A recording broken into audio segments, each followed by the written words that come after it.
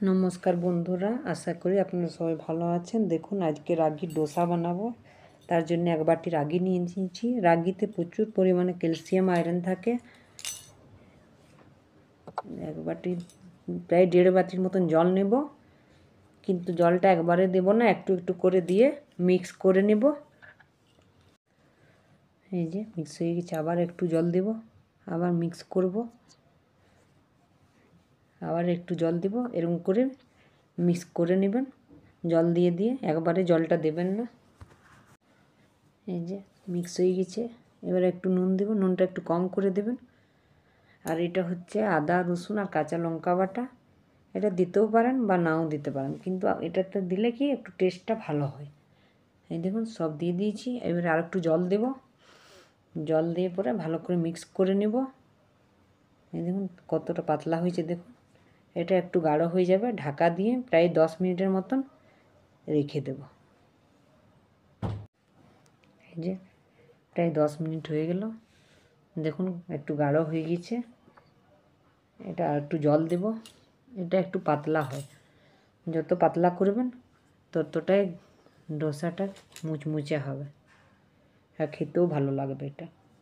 এই দেখুন ভালো করে মিক্স করে নিয়েছি। দেখুন কতটা পরিমাণে জল দিয়েছি। এরকম পাতলা করে নেবেন।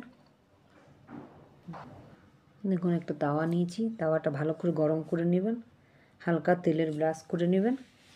তারপরে তেল ব্রাশ হয়ে যাওয়ার পরে টিস্যু পেপারে ভালো করে মুছে নেবেন। এটা খুব একটা তেল লাগে না। মুছার পরে একটু ঠান্ডা জল দেবেন। ঠান্ডা জল দেওয়ার পরে আঁচটা একদম কম করে দেবেন।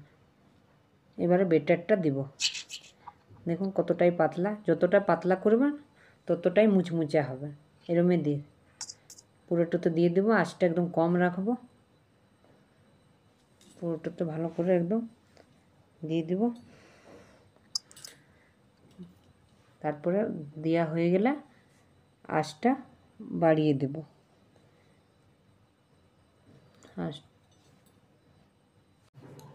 দেখুন সাইডগুলো কি সুন্দর ছেড়ে গেছে, কিন্তু একদম হালকা করে তুলবেন। এটা খুব নরম হয়, ভেঙে যায় তাড়াতাড়ি তুললে। দেখুন দেখুন কি সুন্দর মুচমুচা হয়েছে। এটা দুটো হাতের সাহায্যে ভালো করে তুলে নেবেন। দেখুন কি সুন্দর হয়েছে। দেখুন এটা বাদামের চাটনি, যেটা আমি বানাই, ওই চাটনিটা দিয়ে আলু ভাত দিয়ে খেতে পারেন।